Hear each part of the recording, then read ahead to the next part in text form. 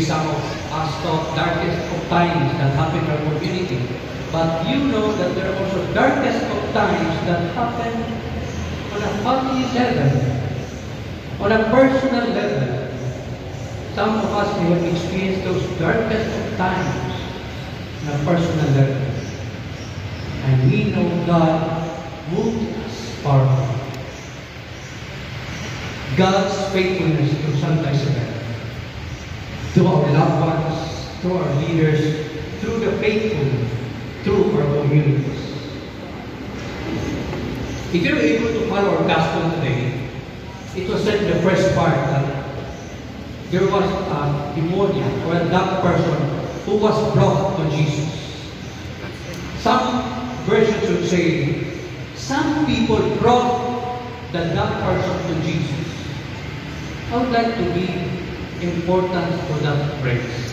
Some people brought that dumb person to Jesus. Who are these some people? Why they brought that demoniac to Jesus?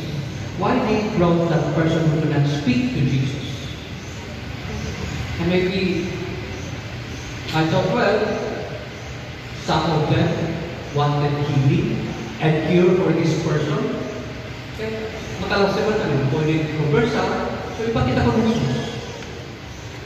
Because he can heal, he can do miracles.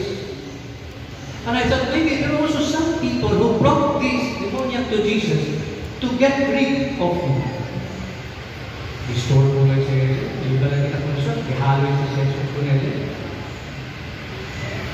But no matter the intention, I thought, these some people who brought that person to Jesus were actually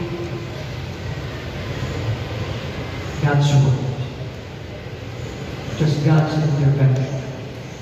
I would say God doing miracle to that person through these some people.